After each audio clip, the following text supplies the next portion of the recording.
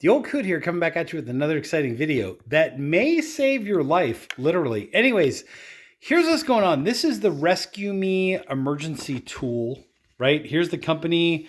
Here's their social media. If you want to go ahead and check that out, take a screenshot, all the good stuff, QR code. Kind of get the idea. Here's some more, stuff right there. You kind of get the idea. Frequently asked questions. You kind of see what's going on. Anyways, let's take a look at this side. This is basically the business side.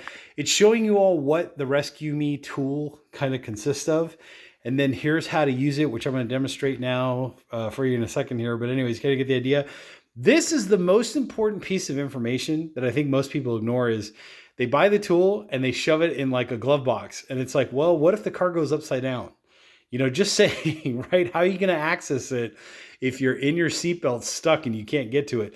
What I like my personal favorite is the headrest, right? Putting it attached to the headrest, because you can use the zip tie which comes with it, right? So zip tie to key ring to the tool, right? To the clip that comes on the tool, because that way all you got to do is just reach behind you, reach where the headrest is, and practice. Always, like, practice makes perfect, right? Keep practicing.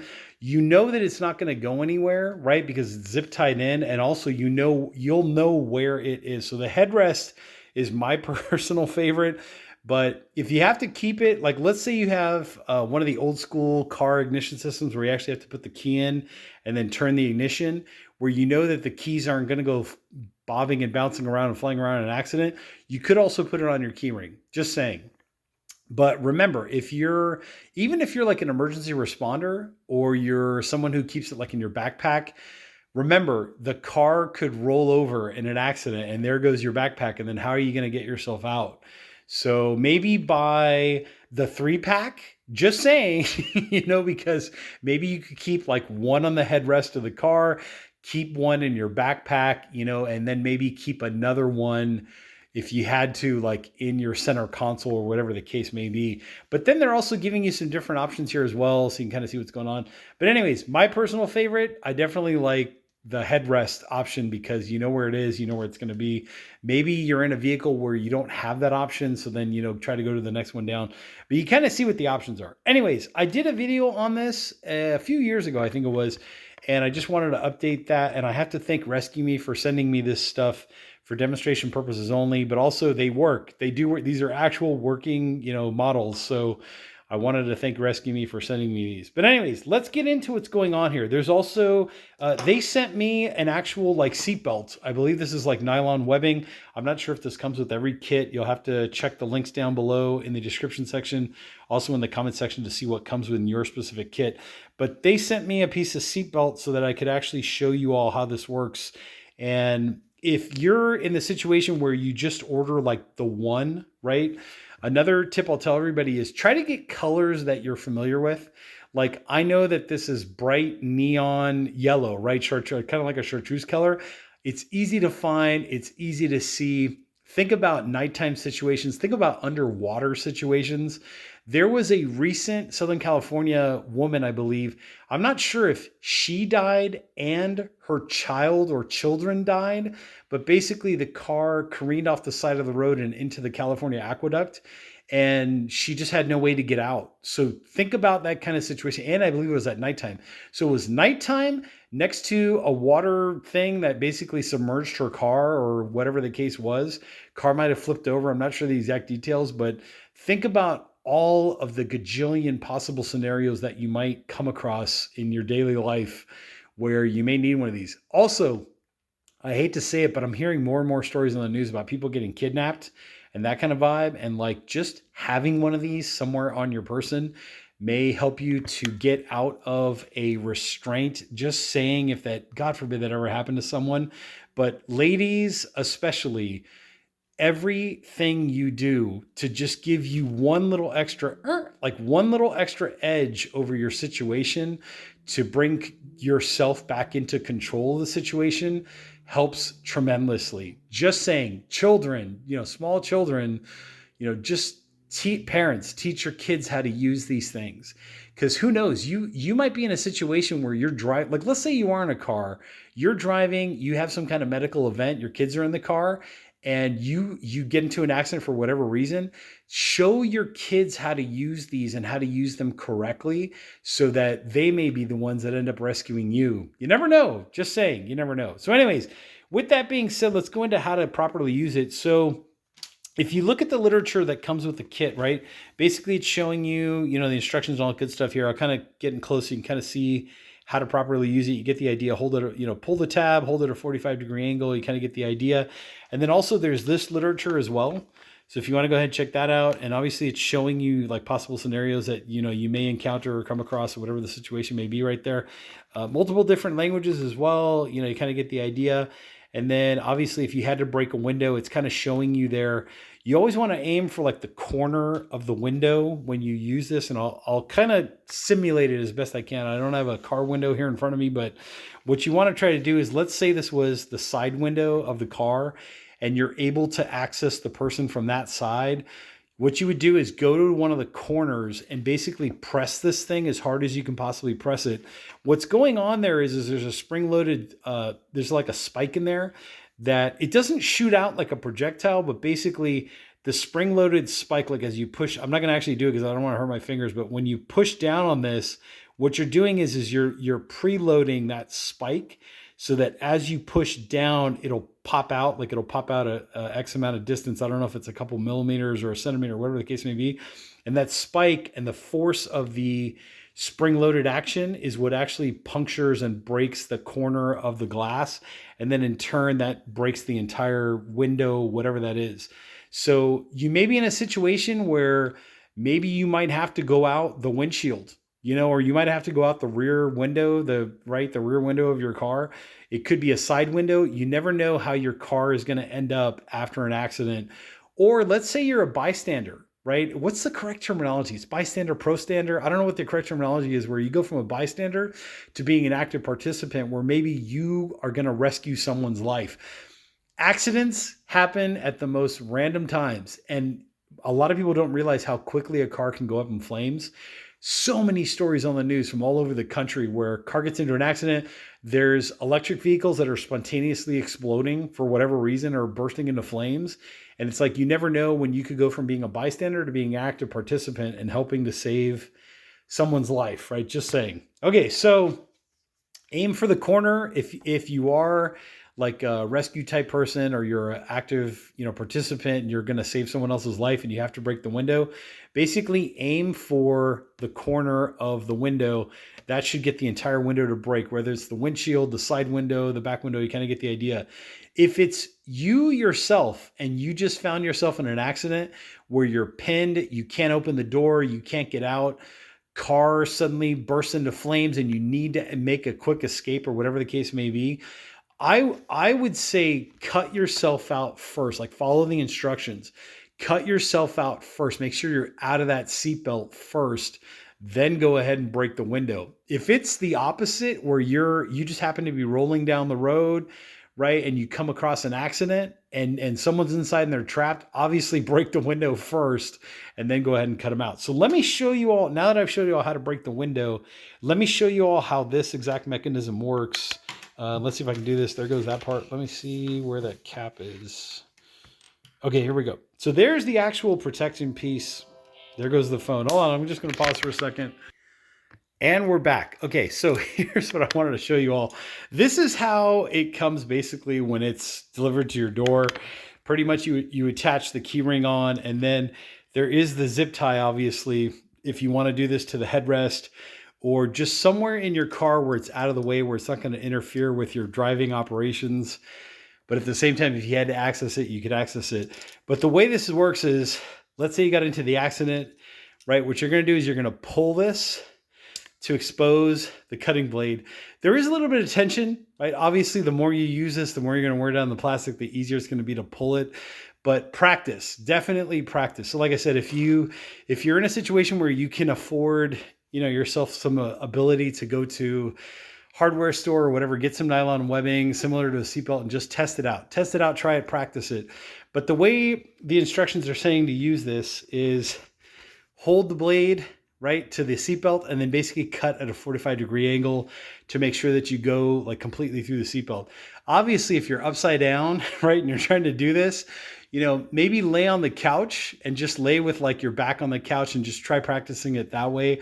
Or maybe put your lay on the couch and then put your feet over the back of the couch so that you're in as much of an uncomfortable situation as possible so that you can practice that way. But the way this works is with the nylon webbing, right? You want to try to go at like a 45-degree angle. So this part is going to go here. Let's see if I can catch this on camera. So you're doing this kind of a vibe, right? Where you're kind of like feeding the seatbelt through and you're putting this through. This is still a sharp blade, so be careful. It is protected by this. Like I could hold and touch this as much as I want to. I'm not going to cut myself, which is part of the design process. ResQme, again, great company.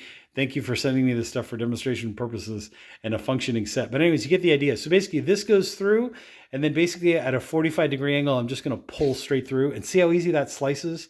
Just comes right off. I'm going to do it one more time, and I'm going to pull right through and slice right through. So this is the remnants of your seatbelt.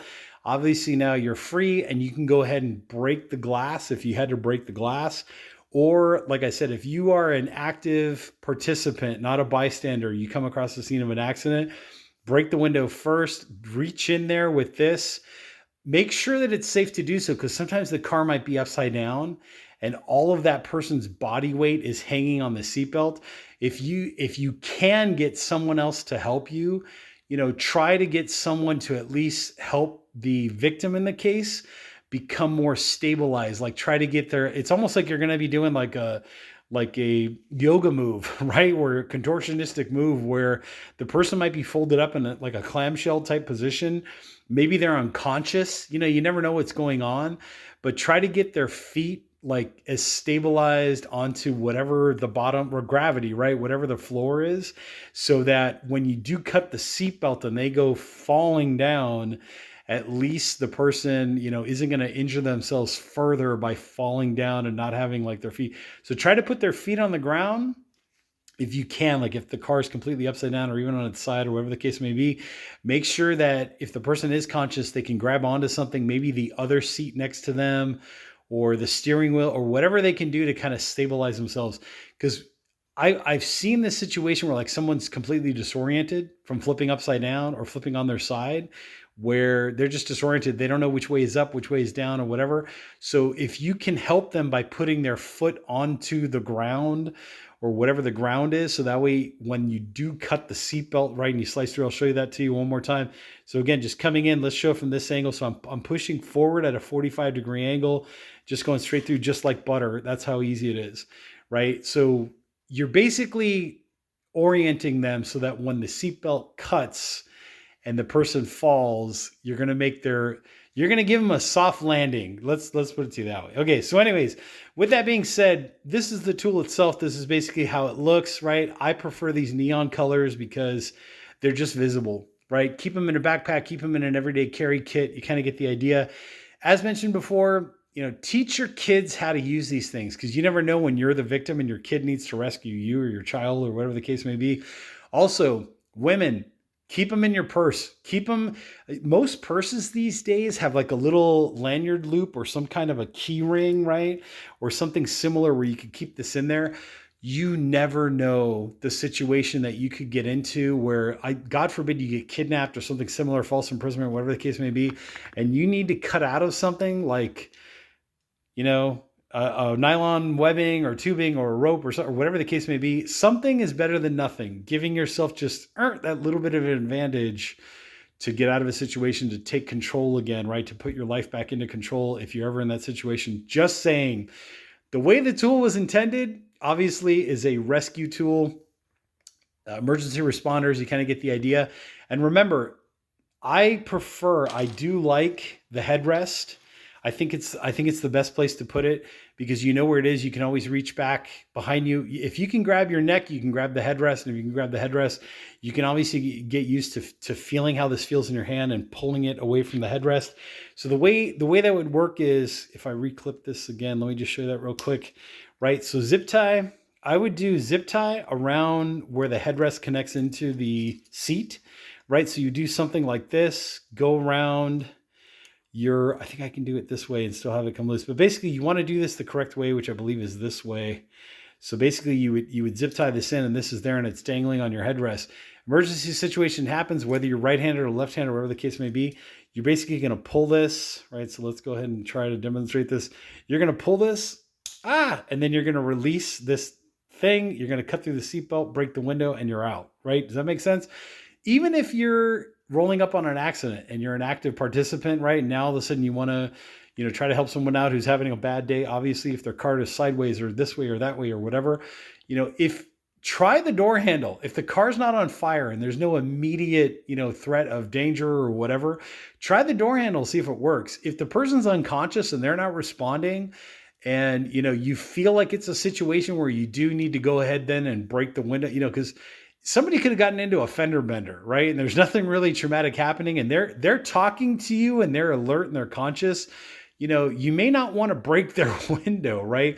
But if they're unconscious, they're not responding, there's something going on, the car accident maybe was a little more serious, then by all means, there's something, I think it's I can't remember what the exact technical name is, but there's some law, I think, at least in California, if not like globally, or at least in the United States, where there's something where if it's noticeably noticeable that you're helping someone who's in need, there's something like responsibility gets waived or something like that. I'm not sure the exact, if somebody knows the answer to that question, comment in the comment section down there below. I'd love to know what the exact technical terminology is. But basically, if you're trying to give aid to someone who obviously cannot help themselves and you're in that situation, you kind of get the idea. There obviously is, a plethora of a cornucopia of bad situations that could happen to someone. But like I said, just having this tool, this one little tool to cut the seatbelt, break the window, get out of a car for whatever reason, you could wait for emergency responders to show up, but sometimes you can't wait. Sometimes the car caught on fire, or visibly noticeable flames. Like, people don't realize how fast those flames spread from the engine compartment to the center of the car, where somebody could die. Just saying. Anyways, I will put a link to this down there below in the description. Make sure to check that out. Also a link in the comment section. I'll also put this on the Amazon storefront. Definitely an EDC carry, right? Everyday carry type item. Keep it in your backpack, where you can just easily access it. Pull the mechanism, undo it, use it as you need to, right? And get that whole thing going. You kind of get the idea. So with that being said, there are different options as well. There's like a single pack, a 2-pack, there's a 3-pack, there's a multi-pack, whatever the case may be. But definitely check out their products, right? I'll try to put a landing page down there below as well in the description section, so you can kind of get a full sense of what's going on. There's that. Here's this part right here, so you kind of see what's going on there and there and there. Take your screenshots, do whatever you got to do. Here's this part, if you want to go ahead and check this out right there. There you go. And then different languages as well. So if you want to see what's going on there, take your screenshots, do whatever you got to do. There you go. Here's basically a description of how it works and what it does. I'm the Old Coot. I'll catch you all in the next exciting video.